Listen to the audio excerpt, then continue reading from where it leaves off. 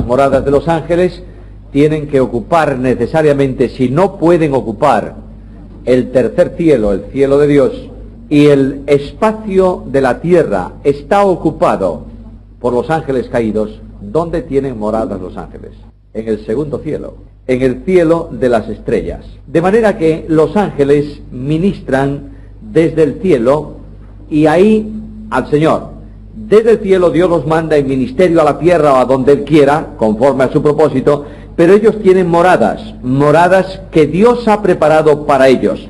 No hay ningún ser que no tenga una morada preparada por Dios.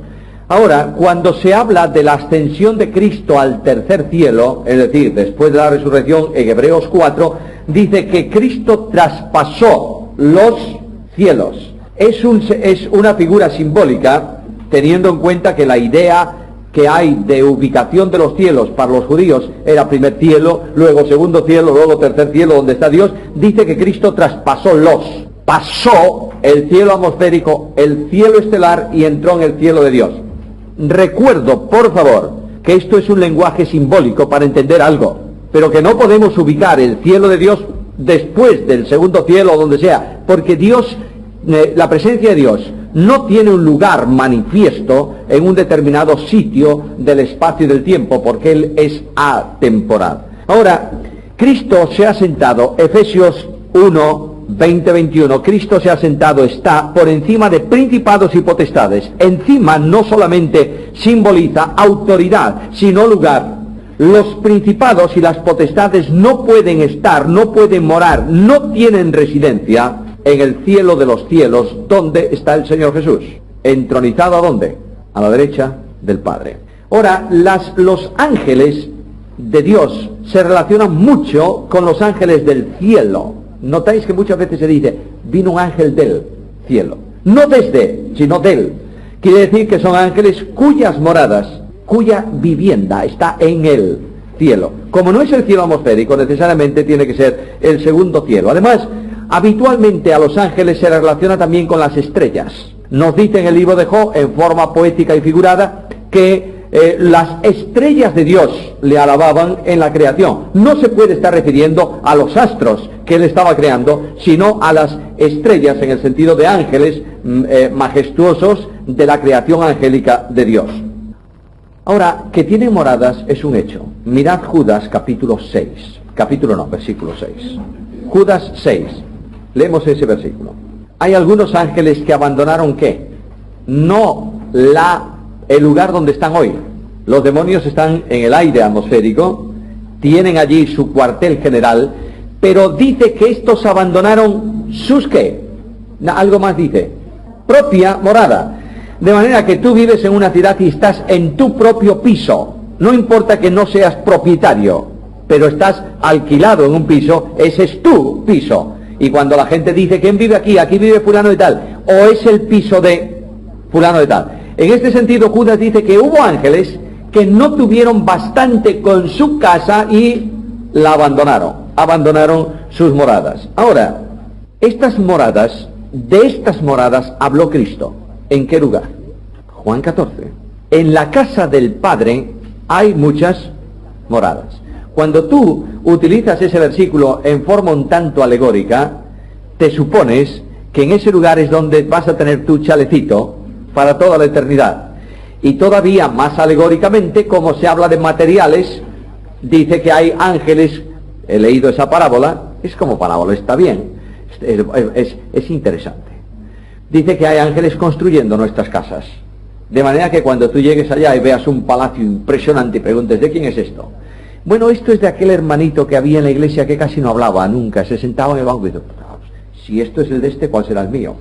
Y resulta que te llevan allí y te presentan una choza chiquitina. Y dices, bueno, ¿cómo es esto? Dices que nosotros construimos aquí con los materiales que vosotros mandáis desde allá. Muy bonita ilustración, pero muy mala teología. No hay moradas que se construyen con nuestros materiales. Cristo prepara un lugar ¿para quién? Para nosotros. Y Cristo está construyendo, no está. Cristo va a hacer la ciudad celestial, solo para la iglesia. Solo para la iglesia. Muy bien. Abraham y todos ellos dice que murieron esperando la ciudad que tenía fundamentos, cuyo constructor y arquitecto es Dios. Ahora, si esta morada definitiva para los creyentes va a ser hecha por Cristo, luego las moradas que hay en la casa del Padre, ¿de qué son? Las moradas de los ángeles. Dios creó un enorme universo y en ese universo asignó lugares a los ángeles. Hay algunos teólogos, lo doy como posibilidad o probabilidad, no como doctrina. Algunos teólogos piensan que la morada, la residencia, la casa de Satanás fue la tierra. Y que cuando él se rebeló contra Dios, desorganizó la tierra. Bueno, pudiera. No digo que pueda o que no pueda. Yo no tengo una base bíblica para afirmar tal cosa. Lo que sí es cierto es que los ángeles tienen sus moradas, su lugar donde ellos residen, que Dios le ha asignado. Ahora, hay ángeles en el cielo atmosférico, que viven en el cielo atmosférico. ¿Quiénes son? Efesios 6:12. Dice que no tenemos lucha contra carne y sangre, sino contra principados y potestades, contra huestes de maldad en las regiones celestiales. ¿Queréis, por favor, leer la versión, esa nueva versión internacional? Y si alguien tiene Biblia de las Américas o si alguien tiene otra Biblia por ahí. Hay Biblias de otras versiones presentes. Efesios 6:12. Bueno, regiones celestiales, ahí el sentido del texto en el griego es regiones aéreas. Creo que la versión antigua lo decía, me parece, lugares altos. Claro, esa es una buena idea de lo que hay. Están en el alto, por encima de, pero no están en otros lugares, porque los demonios tienen una actividad específica con los seres vivos, con los hombres. ¿Y dónde están estos? En la tierra. ¿Dónde están los demonios? En el aire. Se desplazan de un lado a otro rápidamente. Veremos que hay demonios ubicados en regiones de la tierra concretas y están ahí. De manera que cada región del planeta, probablemente cada región del planeta tenga sus propios demonios. Qué tragedia. Estos conocen la región y conocen a los que viven en la región. Por eso cuando Cristo mandó a los demonios del endemoniado que salieran, dijo: no nos hagas ir a otra región, porque estamos en la nuestra. Estamos trabajando aquí, este es nuestro territorio especial. Ahora, hemos visto nombres, moradas, ministerio de los ángeles. En relación con Dios, los ángeles son ministros de adoración y de alabanza. Ministro, ¿qué significa? Cuando decimos a veces, y esto ya es una palabra que está entrando mucho en las iglesias, el ministro de alabanza. Bien, ministro significa servidor. De manera que los ángeles son servidores de alabanza y de adoración. ¿Por qué? Porque Dios desea ser adorado. Es que la adoración no es una opción, es un mandamiento. Cuando tú quebrantas la opción, mejor dicho, cuando tú quebrantas y dejas de adorar o de alabar, no estás simplemente dejando una opción de vida y tomando otra, estás quebrantando un mandamiento. Porque Dios desea ser adorado y así lo estableció la ley. Al Señor tu Dios adorarás y a Él solo servirás. Ahora, los ángeles son exhortados en el libro de los Salmos a alabar a Dios, a adorar a Dios. Y hay ángeles que adoran a Dios en el cielo. Entre otros muchos pasajes, aquel de Isaías, en donde proclama la santidad, y también en Apocalipsis capítulo 4, versículos 6 al 11, donde se habla de los ángeles adorando a Dios.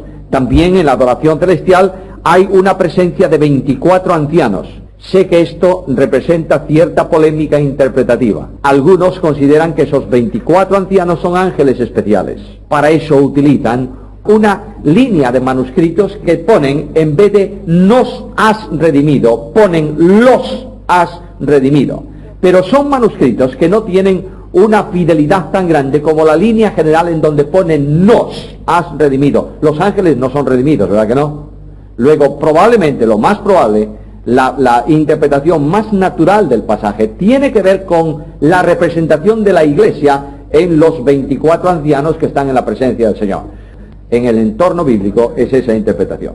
Ministros de servicio, nos dice la carta a los Hebreos en el capítulo 1 y versículo 7, Él hace a sus ángeles espíritus y a sus ministros llamas de fuego. Luego a los ángeles hace sus ministros en el sentido de que les sirven. Y los lectores del Salmo podían entender, por esta expresión, llamas de fuego y ministros, podían entender, a la luz de los elementos naturales, lo que Dios estaba diciendo ahí. Lo que estaba diciendo Dios es que los deseos suyos en relación con los mandamientos que establece para los ángeles deben ser ejecutados con prontitud. Miráis que en el libro, observasteis que en el libro de Daniel se dice que el ángel Gabriel vino volando ¿cómo? Despacito o rápido, con presteza.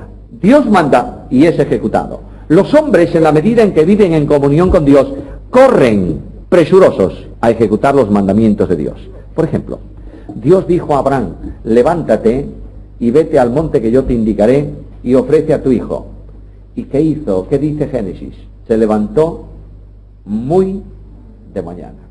La presteza tiene que ver con sentido de obediencia inmediato. Por eso se habla también de que Dios es encontrado por el que madrugando le busca. No significa que tengamos que tener el culto a las 6 de la mañana, próximo domingo. Pero lo que sí es necesario es que cuando te levantes inmediatamente busques a Dios. Los ministros de Dios son ejecutores de su voluntad y los ángeles son mensajeros personales de Dios para cumplir sus mandamientos. De manera que son enviados a veces de parte de Dios a los profetas para comunicarles mensajes. Son enviados en el entorno de la anunciación del Mesías para comunicar el nacimiento del Señor, bien sea María, bien sea los pastores. Y son ministros gobernantes. Aquí quiero pararme un segundo, porque las otras cosas las conocéis muy bien. Ahora, Hebreos capítulo 2, versículo 5, por favor. De manera que dice que el mundo venidero, acerca del cual se está hablando en la carta, que es el mundo del futuro, especialmente el nuevo reino de Dios, o la nueva manifestación, nuevo reino no, la nueva manifestación del reino de Dios, bien el milenio, bien ya en los cielos nuevos y tierra nueva, dice que Dios ha determinado que el mundo sea gobernado no por los ángeles. Aquí en este momento el mundo nuestro está siendo gobernado, controlado por ángeles. ¿Por qué? Muy sencillo. Esto lo veremos en la caída de Satanás, solamente lo anticipo. Cuando Satanás tentó al hombre, arrebató de las manos del hombre el cetro de autoridad para gobernar los reinos de la tierra. De manera que Satanás dijo a Cristo en la tentación: los reinos del mundo y su gloria, ¿de quién son? Son míos, porque a mí me fueron no dados, entregados. Los reinos le fueron dados al hombre, el hombre los entregó por derrota al tentador, y son suyos. Satanás gobierna sobre los reinos de esta tierra. El gobierno político de las naciones de la tierra está supervisado, orientado y controlado por Satanás. Dios no interviene en el tema, salvo cuando ese gobierno se opone a su plan. De manera que Dios ha establecido una sucesión de reinos que comenzaron y terminaron, porque el seguimiento de ese imperio no correspondería al plan que Dios tenía en relación con su pueblo y con la venida del Mesías. Pero el reino futuro no va a estar gobernado por ángeles, sino va a estar gobernado ¿por quién? Por quien Dios determinó, que es el hombre. En este momento ya hay un rey determinado por Dios mismo que va a gobernar aquí en la tierra. ¿Quién es? Cristo mismo. Ahora, los ángeles diabólicos están con un proyecto de sujeción a Satanás.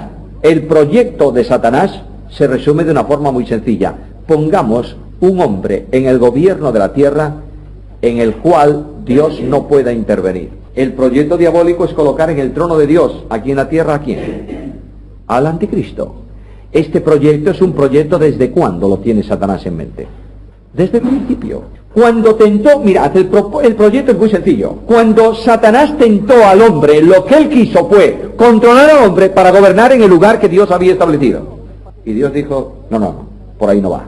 Y Satanás quiso retirar de la adoración a Dios a los hombres. Falló. Viene la línea de Set, adoradores, y así sucesivamente. Y en el tiempo presente Dios busca adoradores que le adoren en espíritu y en verdad. ¿Por qué? Porque Dios quiere ser adorado. Punto. Lo ha establecido, no va a oponerse. Pero hay un propósito, y Satanás lo tiene. En el momento en que Dios le permita, él va a colocar un hombre en un trono para gobernar en su nombre el reino de Dios en la tierra. Y el Señor va a decir: es el último tiempo de paciencia. Se agota la paciencia. Y en este sentido tenéis un ejemplo muy interesante en Noé. Noé está predicando durante años y años el Evangelio en el mensaje de entonces. Y Dios dijo un día a Noé: entra en el arca, porque de aquí a 7 días comenzará a llover. Le dio 7 días de plazo. Muy bien, vamos a tener 7 últimos años de plazo antes de que Cristo intervenga en la historia de la tierra. Por eso cuando Cristo habló de la venida suya, la relacionó ¿con qué? Como en los días de Noé. Mirad el entorno de Noé, veis que está cumpliéndose prácticamente en el tiempo presente. Ahora, ministros gobernantes, de manera que ahí veis conflictos cósmicos que están en un campo distinto al nuestro, en donde Miguel se enfrenta, toda esta estructura tiene que ver con los intentos de Satanás del control, supercontrol del reino aquí en la tierra y la acción de Dios en oposición a su proyecto. Ahora, los ángeles en el ministerio directo que Dios les encomienda son ministros protectores. Hebreos capítulo 1, versículo 14. Muy bien, son todos ellos ministros, administradores en el sentido de protección. Hay un salmo que dice, y Satanás utilizó para tentar al Señor, que dice, porque a sus ángeles mandará cerca de ti para que no tropieces con tu pie en piedra. Esta es una promesa no para el Mesías, es para los creyentes. Luego hay una protección especial que Dios hace para los creyentes o comunica a los creyentes por medio de los ángeles. Ahora, ¿cuántos ángeles están protegiéndome a mí? No tengo ni idea, ni sé si permanentemente ni no, porque no me preocupa, porque mi protección no la descanso en ángeles, porque tengo un texto mucho más importante. El ángel de Jehová acampa en derredor de los que le temen y los defiende. Esta es mi defensa. Nuestra defensa es el Señor. Ahora, ¿el Señor utiliza a sus ministros? Claro que sí. En biografía misionera hay muchísimas evidencias del trabajo defensivo de ángeles. Voy a contaros una historia. Cuando se comenzó la evangelización de las islas del Pacífico, tierra de caníbales, algunos misioneros que fueron allí, misioneros no, personas que fueron allí, fueron comidos así por los caníbales. Y un día una familia misionera sintió el llamado de Dios para ir a predicar el evangelio ahí. Viene en un barco, el capitán del barco, un velero de entonces, desde que salieron de Inglaterra hasta allá, que tardaron una tremenda cantidad de días, fijaros a dónde había que llegar antes, en un velero, les iba diciendo, no lo hagan, ustedes no saben lo que son, no lo hagan, no lo hagan. El día que llegaron allí, el hombre casi se oponía a desembarcarlos. Al fin los desembarcó. Ellos construyeron su casa y comenzaron a predicar el evangelio. Una noche, los hombres de guerra de esa tribu vinieron para matar al misionero y a su familia. Y según vinieron, así se retiraron.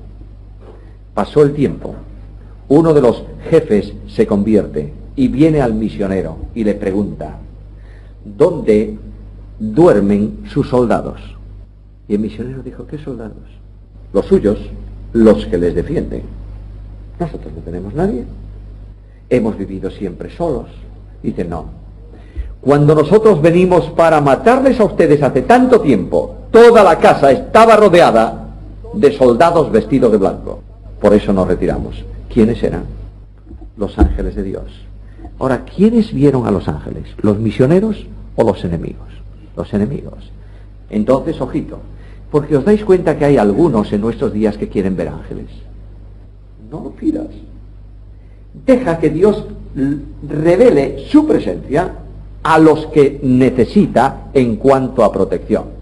Es un ejemplo solo. No andemos pensando en que encima del tejado de esta casa tenemos ángeles cuidando. Dios nos protege, punto, ya está. Pero hay ministerio protector de los ángeles. Naturalmente ha enviado a un ángel para despertar al bueno de Pedro, que lo iban a matar por la mañana. Y estaba tan inquieto el hombre que dormía a pierna suelta. De manera que tuvo que tocarle, levántese, vámonos a la calle. Esto es como un creyente duerme. En paz me acostaré, así mismo dormiré, porque solo tú, oh Señor, me haces estar confiado. Claro, el que no duerme, bueno, a veces tenemos un insomnio, pero el que no duerme por otras cosas no está confiado.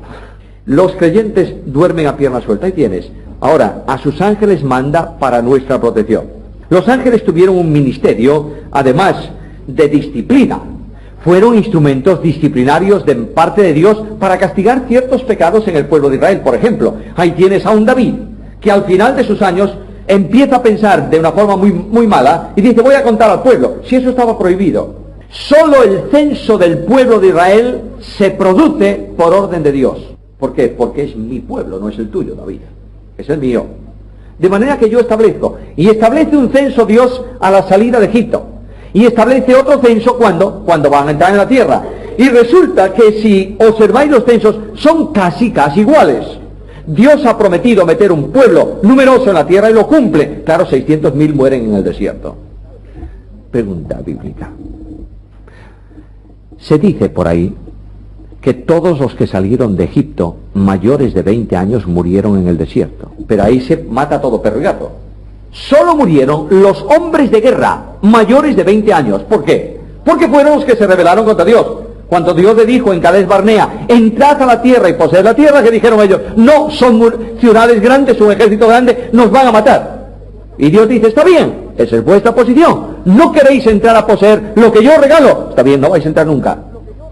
Y mueren 600.000 guerreros durante el tiempo. Pero hombres muy viejos entraron en Palestina, ¿o no? Josué no era un niño cuando entró en Palestina, ¿eh? Y Caleb tampoco. Y Eleazar el sacerdote tampoco. Luego hubo gente mayor que entró en Palestina. Siempre tenemos una idea extraña. Gente jovencita, mucha gente jovencita, entró. Pero el ejército de Israel, mayor de 20 años, muere.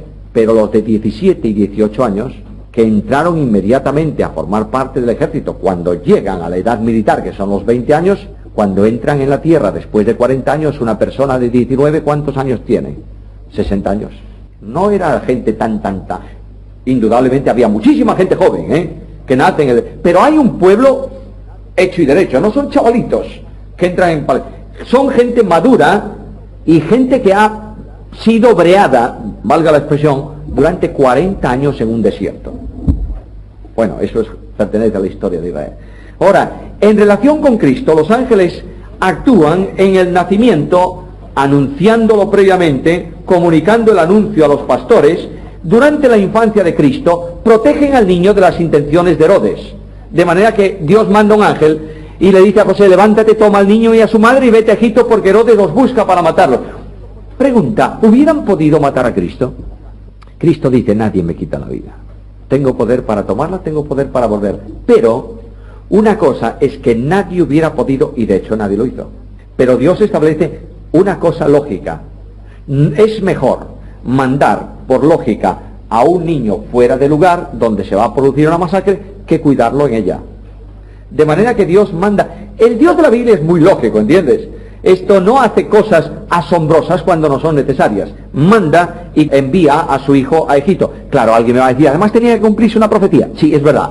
Pero aquí tenemos la acción de Dios. Durante el ministerio terrenal de Cristo, después de las tentaciones, dice Mateo capítulo 4, versículo 11, que los ángeles vinieron y le servían. Cuando entra Cristo en Getsemaní, la humanidad del Señor entra en una confrontación tan grande, que necesita aliento. Fijaros, la confrontación de Cristo es una confrontación en razón de tristeza, no de pecado. Dice a los discípulos, mi alma está muy triste. Si él podía estar triste hasta los límites tremendos, ¿puede estar triste un creyente? Entonces, ¿quién inventó ese coro? No puede estar triste un corazón que tiene a Cristo, pobrecito. Si Cristo estuvo triste, ¿qué ocurre? Estamos viendo que a veces nosotros utilizamos lenguaje que es un lenguaje un poco especial, pero los ángeles son enviados, un ángel es enviado para confortarle. Ahora pregunta, señores teólogos, ¿qué le dijo el ángel a Cristo? ¿Algo le dijo o no? Porque si lo mandó para confortarle. ¿Tú sabes lo que le dijo? Yo no, tú tampoco, porque no está en la Biblia. Pero en la carta a los hebreos dice algo, que por el gozo puesto, ¿cómo? Delante de él. Luego no hay duda alguna que el ángel reveló a Jesús el hombre la tremenda dimensión de lo que iba a producirse en razón de ¿qué? Del sacrificio de la cruz. Ahora, hermanos míos queridos, ejercicio para reflexión personal. Estudiad por favor Getsemaní. ¿Y qué ocurre en Getsemaní? La confrontación se produce en la humanidad del Hijo de Dios, ¿verdad? Y la confrontación tiene que ver con la muerte espiritual. El Hijo de Dios como hombre iba a ser separado de la comunión con el Padre en razón del pecado del hombre, no del suyo. Y esa situación es inasumible a un hombre absolutamente santo. ¿Estáis siguiéndome o no? Está en comunión con el Padre, ¿cuándo? Siempre. Y dice además por qué. porque yo hago siempre lo que le agrada al Padre. Y dice él, yo nunca digo nada de mí mismo, todo cuanto digo lo he oído del Padre. ¿He venido para qué? Para hacer la voluntad del que me envió, no la mía. Mi comida es que haga la voluntad del que me envió y acabe su obra. Ahí tenéis un hombre absolutamente santo, tan santo como hombre, que él puede decir a los de su tiempo, ¿quién de vosotros me redarguye? Una cosa es acusar, otra cosa es redarguir. Acusación, tuvo todas, desde demonio a todos. La gente llamó demonio a Cristo, ¿o no? Los fariseos lo llamaron. Dice, este es un aliado de Belcebú, y por Belcebú echa fuera a los demonios. Es una acusación gravísima. Muy bien, acusen, pero ¿quién me convence? Nadie, porque no lo tengo. Ahora, ese que no tiene pecado va a ser separado de la comunión del Padre en la cruz a causa de mi pecado. Y se va a producir en la experiencia de Jesús hombre, no en la deidad, en la experiencia de la naturaleza humana de Jesucristo, lo que significa la muerte espiritual, interrupción de la comunión con Dios. ¿Qué dice Cristo? No, no puede ser. ¿No tienes otra vía? Alguien me dice, ¿pero acaso Jesús no sabe todo? Como Dios, sí. Como hombre, no. El conocimiento a la humanidad de Cristo se lo comunica a la persona divina del Hijo de Dios. ¿Me estáis siguiendo o no? Si alguien no me sigue, dígamelo. Hay una persona divina, segunda persona de la deidad. Dios el Hijo, el Verbo eterno. ¿Está claro eso? Bien. Esta persona divina tiene una naturaleza divina. Claro, como todas las personas divinas, con la que actúa y se manifiesta. ¿Esa naturaleza es eterna? Eterna. ¿Siempre la tuvo? Siempre. De pronto esa persona divina toma en el tiempo una naturaleza humana y se hace hombre, sin dejar de ser Dios. Muy bien. La persona divina conoce todo. Todo. ¿El día del regreso de la tierra también? También. Porque el verbo de Dios expresa todo lo que Dios conoce. ¿Está bien? Pero hay cosas que el hombre no puede conocer como hombre, no por su santidad ni nada, porque la Biblia dice, las cosas secretas pertenecen ¿a quién? A nuestro Dios. Las reveladas para nosotros y para nuestros hijos. Por tanto, la persona divina comunica a la naturaleza humana, al hombre Jesús, todo aquello que Jesús, hombre, tiene que conocer en relación con la deidad. Por ejemplo, Cristo tiene en ocasiones como hombre conocimiento omnisciente. Dice nuestro amigo Lázaro, ¿quién te lo dijo? Nadie, soy Dios. Y ese hombre, pero llega un momento en que la fecha de la venida del Hijo del Hombre a la tierra, ¿quién la sabe? Solamente Dios. Dice, solamente mi Padre. Los ángeles tampoco. Ni el Hijo. ¿En qué sentido? Como verbo de Dios no conoce Jesús. Como verbo de Dios. El verbo de Dios no conoce la fecha. Si en Dios no hay secreto. Pero como hombre no puede conocerla. Luego, la deidad comunica a la humanidad todo aquello que puede conocer y le comunica el poder divino para actuar en los momentos necesarios. ¿Tenéis claro esto? Por ejemplo, ¿Dios duerme alguna vez? ¿Necesita dormir? ¿Jesús dormía? Claro. ¿Dios come en el sentido de necesidad? No. ¿Jesús comía? Pero el poder de Dios en la persona humana de Jesús hizo posible que estuviera 40 días y 40 noches sin comer. Ahí tenéis el juego. Bueno, eso es cristología, pero a veces entra un poco dentro de la pasada de los ángeles. Ahora, durante el ministerio terrenal lo confortaron y hay 12 legiones de ángeles dispuestos para su defensa. A mí me sorprende cuando estudio la cruz. Últimamente he pensado bastante en ese tema. Me impacta. Ahí tienes 12 legiones de ángeles. ¿Tú sabes cuántas personas tiene una legión? Bueno, multiplícalo por 1000 y algo de personas, pero es igual. 12 legiones, simplemente para hacer un cálculo. 12 por 1000. ¿Cuántos son? 12.000 ángeles. ¿Qué iban a hacer los romanos, todo el ejército de Roma y todos los judíos juntos frente a 12.000 ángeles? ¿Algo? 12 legiones. Lo sorprendente es que la panorámica que da ahí es que hay 12 legiones preparadas esperando una orden. Y esa orden la tiene que dar el príncipe del ejército celestial. Y ellos ven con asombro, dice Isaías, que enmudeció y no 12 legiones preparadas y silencio. Ahí tenéis una tremenda dimensión de la cruz. Por amor de mí murió Jesús. Mirad, hermanos queridos, cuando la iglesia pierde de vista la cruz, es una iglesia fracasada. Y cuando el cristiano pierde de vista la cruz, es un cristiano arrogante. Por eso dice Pablo, lejos esté de mí gloriarme, sino en la cruz. Yo quiero hacer una pregunta muy seria. ¿Cuánto se predica de la cruz hoy en nuestras iglesias? Y del amor de Cristo. ¿Cuánto? Aparte de evangelio. Hablo para creyentes. ¿Mucho? Pablo dice algo muy serio. Lo que empuja a un creyente al compromiso con Cristo no es la doctrina bíblica, ni el conocimiento teológico. Dice Pablo, el amor de Cristo nos constriñe, pensando esto, que si uno murió por todos, luego todos murieron, y por todos murió. ¿Para qué? Los que vivan, no vivan para sí, sino para aquel que murió y resucitó por ellos. En la medida en que la cruz se retira del ministerio, el ministro se enorgullece y cree que la iglesia es suya, y la iglesia no funciona porque no tiene estímulo para el funcionamiento y el compromiso espiritual. ¿Está claro? En relación con la historia, bueno, en la vida de Cristo después de la resurrección, los ángeles proclaman el nacimiento. En relación con su segunda venida, dice que vendrá con los santos ángeles de Dios. Va a ser impresionante. Yo estoy deseando estar en ese acontecimiento. ¿Vosotros también? Bueno, no vamos a tardar mucho. De modo que yo espero que no haya clase esta tarde. Pero va a ser fantástico ver la grandeza de toda esa creación. Claro, yo a veces me pregunto, bueno, Señor, ¿y yo voy a ver los ángeles en el cielo? Bueno, muy probablemente sí.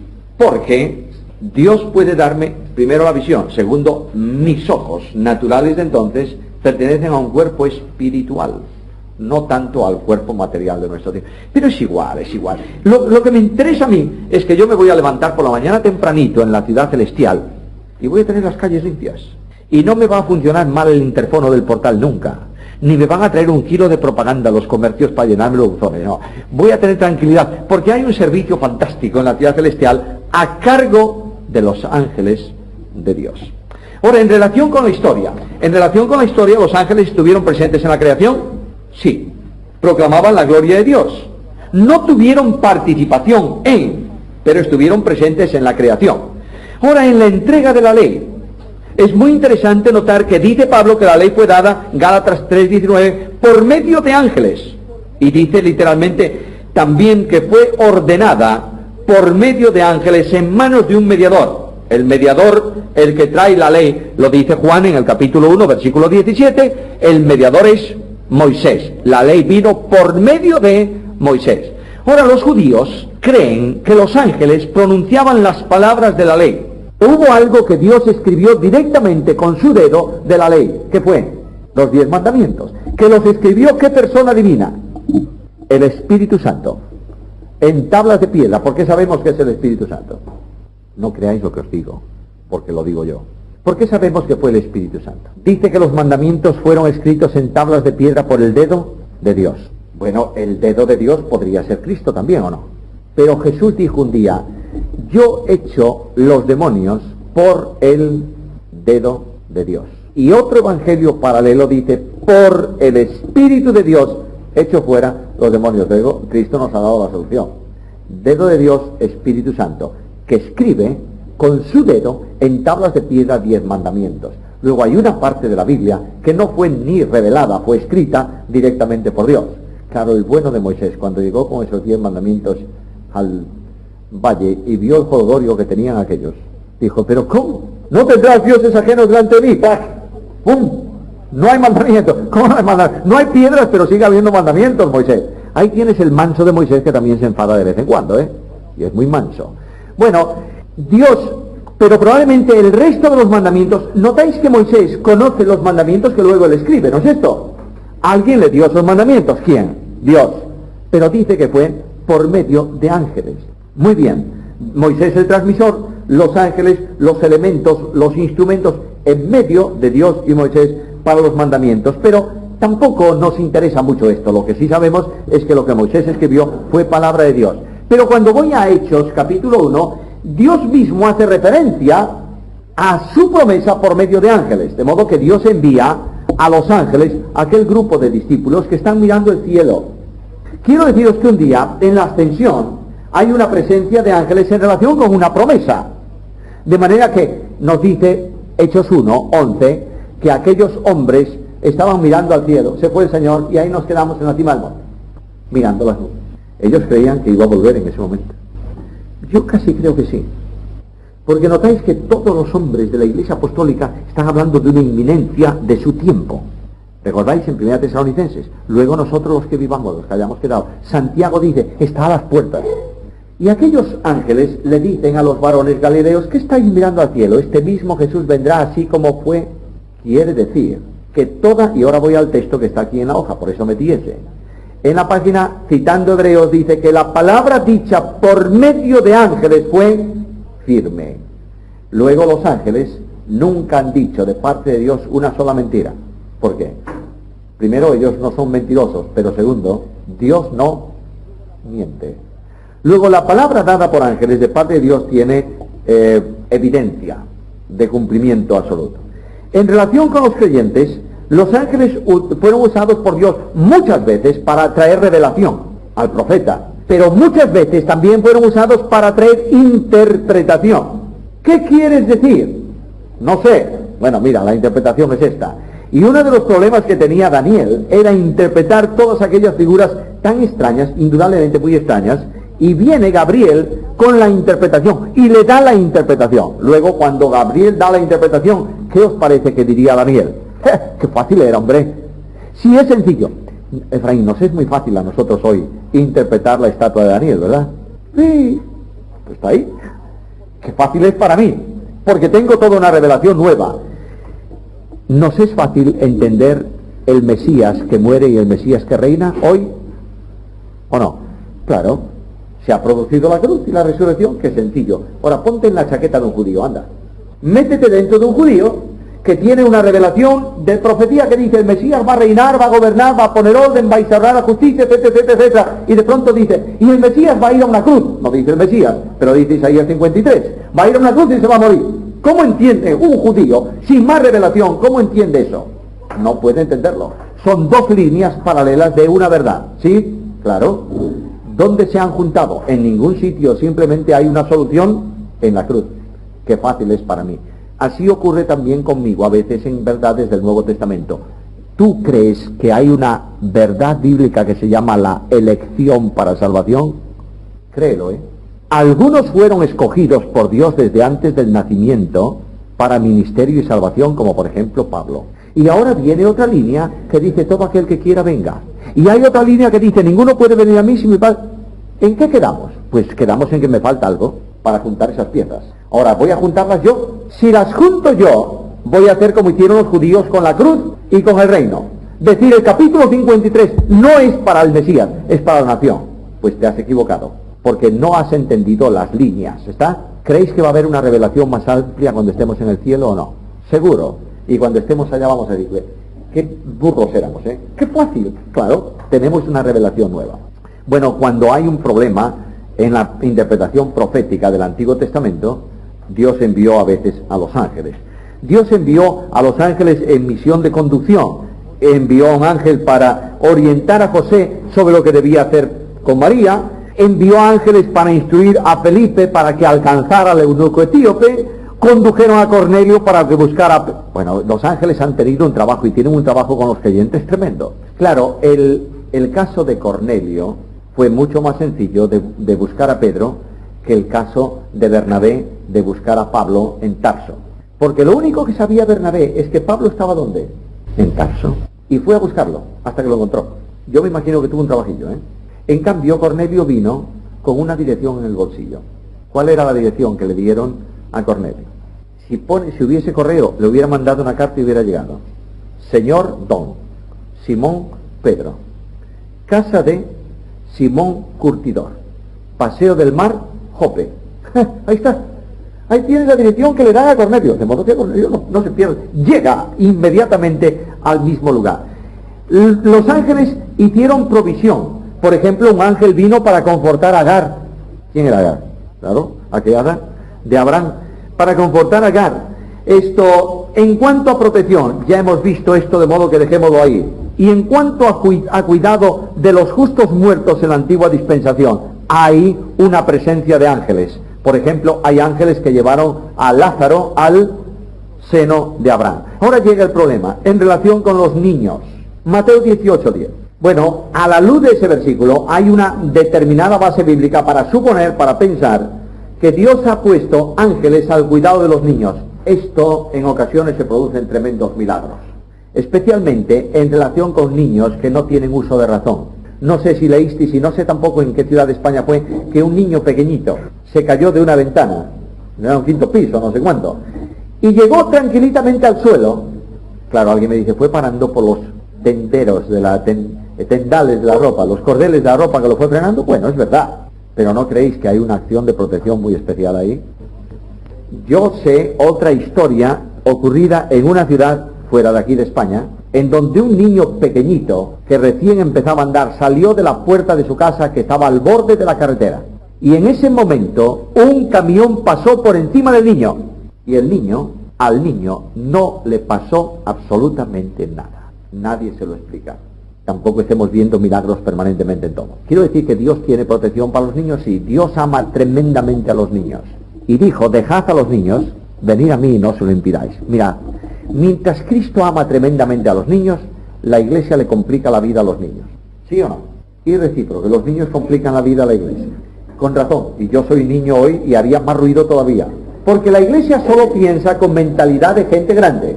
Vamos a ver, hermanos queridos, yo voy a poner un ejemplo práctico esta mañana. Tenemos un niño de 5 años, ya no es tan pequeño, un niño de 5 años. Normalmente un niño de 5 años es un tanto inquietillo el hombre, ¿no? Sí, naturalmente que sí. Domingo, 9:30 de la mañana, me lo visto de punta en blanco el día de mayor calor del año. Y lo agarro por las orejas y me lo llevo al culto. Está bien que lo llevemos al culto. Y lo sentamos en un banco.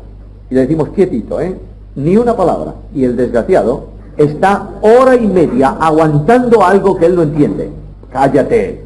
Bueno, y ahora para casa, comida, y otra vez por la tarde, a escuchar algo que él tampoco termina de entender. Lo que estamos generando nosotros en un niño, ¿qué es? En el subconsciente de ese niño. Evangelio y angustia, igual. Por eso de vez en cuando gritan como locos en la iglesia. Hacen bien, hombre.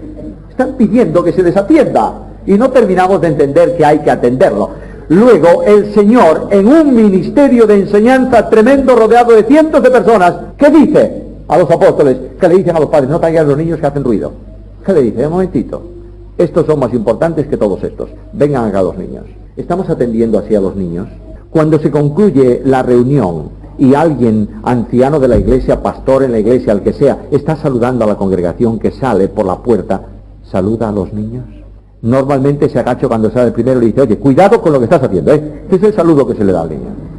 Y luego le damos un tremendo aliento a la pobre madre que, angustiada, está cuidando de los niños. Al final del culto, cuando se acaba el culto, viene el carabinero de orden y le dice, a ver si el próximo domingo su niño hace menos ruido en la iglesia. Pero por favor, si lo que había que decirle, eres una santa, gracias por traer al niño y gracias por cuidarlo. Y nosotros metámonos en la cabeza de una vez por todas de hacer algo para los niños en el programa de la iglesia. No la guardería simple donde se les saca de en medio para que no hagan ruido. Vamos a formarlos porque son niños. Y vamos a hablarles de Cristo. Porque justamente en la edad infantil, cuando no hay malicia, cuando no hay esa doble personalidad producto del pecado, el niño está dispuesto y muy receptivo a aceptar ¿a quién? A Cristo. ¿Creéis que esos niños se salvan, Cuando un niño pequeño dice, le preguntas y ya entiende, ¿tú eres pecador? Sí, soy pecador. ¿Tú crees que Cristo murió por ti? Sí. ¿Tú quieres recibir a Cristo? Sí. No te olvides que ese niño se salva.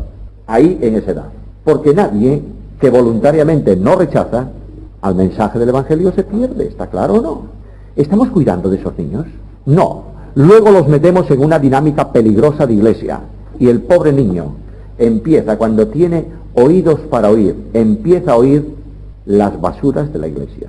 Yo no sé cómo hay jóvenes que viven en la iglesia. Me admira la enorme dimensión de la gracia de Dios. Pero mientras los ángeles los protegen, nosotros les damos patadas. Somos curiosos los creyentes. Quiero pararme un ratito y lo vamos a despachar en 20 minutos sobre el ángel de Jehová. Hemos hablado de ángeles, pero en el Antiguo Testamento aparece muchas veces el nombre ángel de Jehová. Ojo, hay algunas versiones que por no utilizar Jehová o la traducción más normal que sería Yahvé, es mucho más lógico ese nombre que Jehová, pero como dependemos mucho de los ingleses, de los sajones, ponemos Jehová, porque como ellos la J, aquí tenemos un experto en inglés, como la J para ellos es más bien una Y un poco tal, pues Yahvé, Jehová nos suena bastante bien, pero realmente el nombre hebreo, las letras hebreas tienen que ver más bien con la Y y la H y la W que con el resto, pero es igual. Hay dos palabras que en algunas versiones se traducen igual porque no utilizan Jehová, utilizan solo Señor, de manera que aparece el ángel del Señor en varios lugares que en el original hebreo tiene distinto sentido. Hay ángel de Dios, Malak Elohim, y hay ángel de Jehová, Malak Yahweh. Son diferentes. Cada vez que aparece ángel de Jehová, está refiriéndose la Biblia con el 99% de posibilidades, y dejo una de excepción, a una persona divina.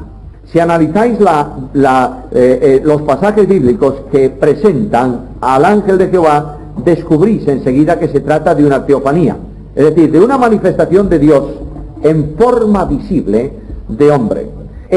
Hay algunos pasajes, por ejemplo, en relación con Agar. Recordáis que cuando Agar es echada de la casa y va por el desierto, Agar aparece, se encuentra con un personaje que lo identifica rápidamente con el ángel de Jehová y recibe una promesa específica que solo puede hacer Dios en relación con aquel niño.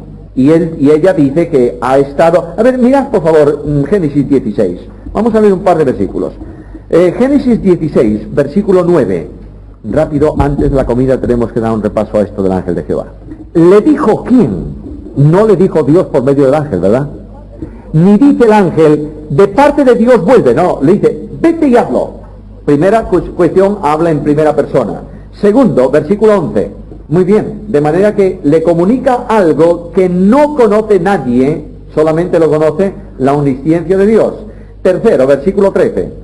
De manera que el mismo pasaje identifica al ángel que habla con ella como Jehová que habla conmigo. Aquí tenemos una identificación de la deidad con el ángel de Jehová. Génesis 22, en relación con el sacrificio de Abraham. Como tenéis muy claro el pasaje en la cabeza todos, Dios habla e instruye a Abraham sobre lo que debía hacer. De manera que Dios dice el pasaje bíblico que Jehová dijo a Abraham, levántate y vete al monte que yo te señalaré y ofrece allí a tu hijo en sacrificio. ¿Quién habla con Abraham?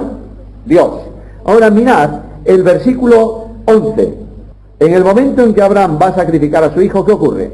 De manera que quien habla ahora desde el cielo, ¿quién es? El ángel de Jehová. Ahora versículo 12. No dice no le rehusaste. Dice no a mí rehusaste a tu hijo único. De manera que como tú temes a Dios y no me rehusaste, ¿quién es el ángel de Jehová?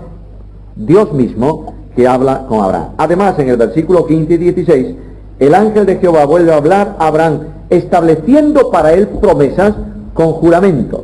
Y Hebreos dice que no pudiendo jurar por otro mayor, juró por sí mismo. Ahora, la manifestación de Moisés en la zarza ardiendo. Moisés ve una zarza que no se quema y dice, qué raro es esto. Va allá, comienza el diálogo entre el que habla con Moisés. Mirad Éxodo 3, vamos a Éxodo 3, versículo 4. ¿Quién habla desde la zarza? De manera que Dios le habla desde la zarza, esto está claro. Se presenta, versículo 6, ¿cómo se presenta ahí? De manera que dice, yo soy el Dios de tus antepasados, soy el Eterno. Si yo fui Dios de Abraham, que ya murió, y de Isaac, que ya murió, y soy el tuyo, soy el Dios, es el mismo, ayer, hoy y por los siglos. Ahora, versículos 7, 10, 16 sigue identificándose con Jehová y da un nombre, versículo 14. Todo el pasaje dice, el ángel que se apareció en llama de fuego se llama Dios, después le da promesas y le envía con el nombre de yo soy el que soy. Aquí tenemos una identificación del personaje. Otra vez, la tercera vez que aparece ángel de Jehová en el Antiguo Testamento, el episodio de Balaam, Números 22, 1 al 41. Si queréis entretener a un niño con algo bíblico, contadle la historia de Balaam y aplicádsela después a su vida. El tipo se va a quedar atónito viendo a la burra rascarle la pierna contra el muro, tirarse debajo, en fin, todas estas cosas le entusiasma a un niño si le sabes contar la historia. No se te ocurra leérsela directamente al pie de la letra porque no te va a entender demasiado, cuéntasela. Ahora, el episodio de Balaam, versículo 22 de Números 22, de modo que se hace presente el ángel de quién, ¿qué dice ahí? Del Señor, porque está traduciendo Jehová por Señor esa versión, pero dice el resto de las versiones el ángel de Jehová. Se hace presente el ángel de Jehová. Ahora, versículo 31. De manera que este ángel recibe la adoración de Balaam. ¿Hay algún ángel que reciba adoración? ¿Ángel de Dios? Ninguno. Versículo 32. Yo he visto que tus caminos son malos. ¿Qué caminos? Los caminos del hombre, el comportamiento del hombre, que es lo que significa, es malo delante de los ojos de ¿quién? De Dios. Nadie puede determinar que el camino del hombre es malo solo por lo que está haciendo, sino por las intenciones del corazón. De manera que tus caminos son malos, y aquí está una identificación del personaje. Ahora, por favor, versículo 38. Bueno, ya no llega. Yo te voy a decir lo que tienes que decir. ¿Y qué dice después Balaam? Solo diré las palabras en el 38. Muy bien. Ángel de Jehová, vas a decir lo que yo te diga. Yo no voy a decir nada que Dios no me diga. El Espíritu Santo identifica también en el pasaje a el ángel de Jehová con una persona divina. En Jueces 2, 1, 15, es un pasaje interesante porque es un lugar en donde el ángel de Jehová abandona Gilgal para subir a Boquín. Gilgal era el lugar donde Dios se manifestó y desde donde Dios condujo los ejércitos de Josué a las victorias en Canaán. Los ejércitos iban, volvían a Gilgal, iban y volvían a Gilgal. La primera gran derrota en Ai es cuando los ejércitos de Josué no salen de Gilgal, salen de Jericó, donde habían obtenido la victoria. Y claro, tienen problemas. Alguien me va a decir, pero fue esto, ¿cómo se llama? Acán. Fue Acán. Bueno, está bien.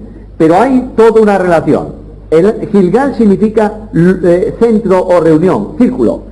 Luego, ahí en Gilgal es donde se manifiesta la comunión de Dios con su pueblo y el ángel de Jehová se hace manifiesto. Ahí sube el ángel de Jehová de Gilgal a Boquín. De lugar de comunión, Boquín significa lugar de lloro.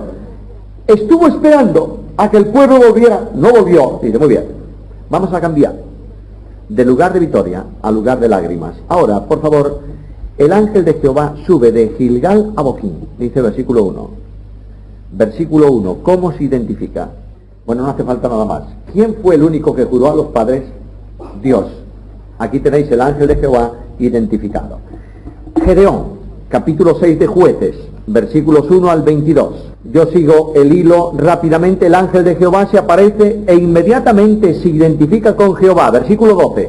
Bueno, el ángel de Jehová se aparece a Gedeón y le dice, Jehová está contigo. Claro, Gedeón entendió de una forma diferente. Primero Gedeón ve a un hombre que viene junto de él y le dice, Jehová está contigo. Si estuviera conmigo, como tú dices, no iba a pasar lo que me está pasando, que tengo que achantar el trigo para que los enemigos no roben la comida de la familia.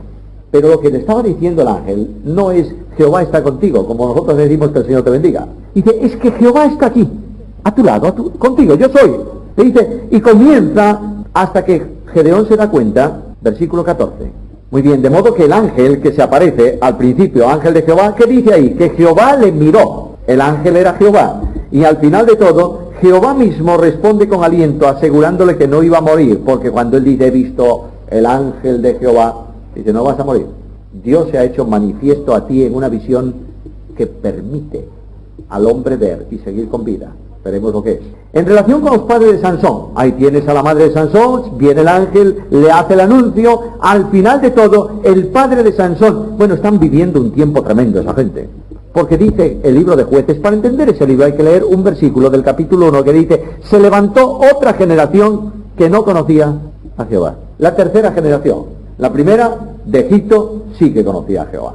La segunda generación del desierto y de la conquista sí que conocía a Jehová. La tercera no conocía a Jehová. Y claro, esta generación no es extraño que haya tanto desconocimiento. Bueno, un profeta, yo qué sé lo que.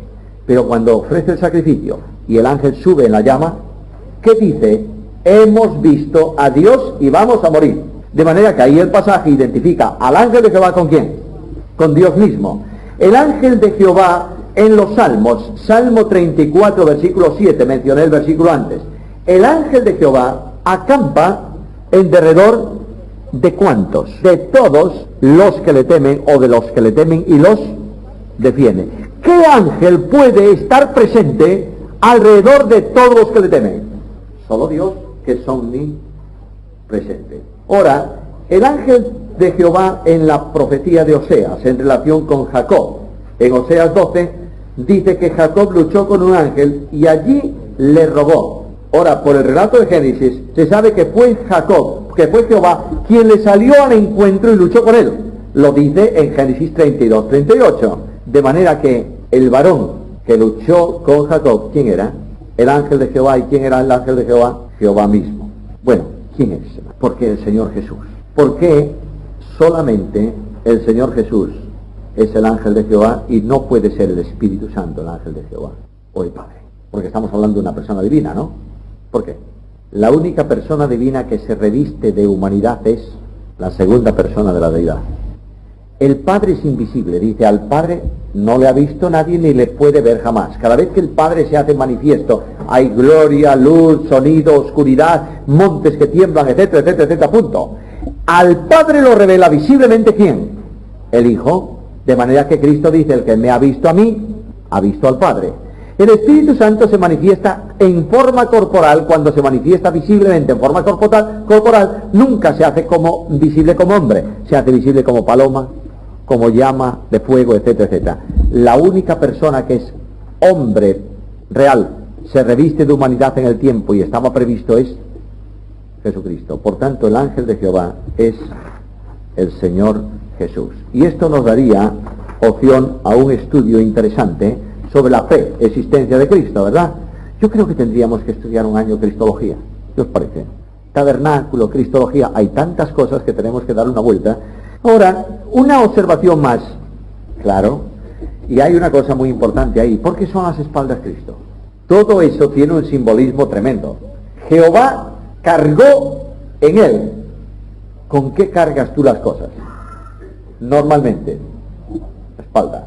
La pones a los hombros y la cargas. Cuando tienes que hacer un esfuerzo, haces un esfuerzo, pero doblas las espaldas, ¿verdad? Bueno, por eso dice el texto bíblico que puso una mano para que no veas mi rostro, pero verás mi... Claro, porque Cristo, la segunda persona de la deidad, se hace visible para que el hombre lo vea en toda la dimensión, porque Cristo además es el revelador definitivo de Dios por toda la eternidad. De manera que nosotros podemos ver a ese Dios manifestado en carne y no morimos, todo lo contrario, viene para darnos vida y vida en abundancia. Por eso pueden verlo en el Antiguo Testamento sin ningún tipo de problema, porque indudablemente es la persona que expresa la realidad del Redentor, que va a venir para morir por los pecadores. La grandeza de Dios es que Dios se hace visible a los hombres como hombre, para poder hablar, dar un mensaje de Dios con garganta de hombre, y abrazar a los hombres en abrazo de Dios con brazos de hombre. Aquí está la grandeza de esa revelación. De manera que sobre el ángel de Jehová podemos ir estudiando más. Ahora hay una cosa interesante. Hay ministerios del ángel de Jehová que indudablemente tienen que ver con Cristo. Por ejemplo, cuando se habla de la plenitud de la deidad y el ángel revela todas esas grandezas, ¿qué dice la Biblia? Que en Cristo habita corporalmente la plenitud de la deidad. ¿El ángel de Jehová actuó en liberación con el pueblo de Israel? Claro que sí. Dice que lo sacó de Egipto, lo liberó de la esclavitud. ¿Cristo es el liberador de los hombres? Sí, de la esclavitud del pecado nos ha liberado. El ministerio de intercesión, el ángel de Jehová intercedió por el pueblo de Israel, y Cristo como sumo sacerdote intercede ¿por quién? Por los suyos. El ángel de Jehová es defensor, defendiendo por ejemplo a Josué de las acusaciones de Satanás. Dice que se puso al lado en defensa, en ministerio de intercesión. Jesucristo es el intercesor permanente de los creyentes en la presencia de Dios. El ángel de Jehová es protector, rodea a todos los que le temen y los defiende. Cristo es el protector de los creyentes, prometiéndoles que nunca los dejará solos. No te dejaré ni te desampararé. El ángel de Jehová es el consolador, en oficio de consolador, sí, vino a consolar a Agar en el desierto. Le dijo, no te preocupes, tiene palabras de consuelo. Cristo vino para dar consuelo ¿a quién? A los afligidos, a los enlutados de corazón. Ahí tenéis toda la identificación del ministerio del ángel de Jehová con Cristo mismo. Ahora, finalmente, hay otro asunto que tiene que ver con el príncipe del ejército de Jehová. No es el ángel, es el príncipe. En este sentido no podemos vincularlo con los ángeles, pero es otra de las manifestaciones de ¿qué? De la presencia visible del Señor de los ejércitos entre los hombres, y este es Cristo mismo. Bueno, yo quería daros dos citas. Una que es Filipenses 2, 9 al 11, que dice que Él recibió el nombre que es sobre todo nombre.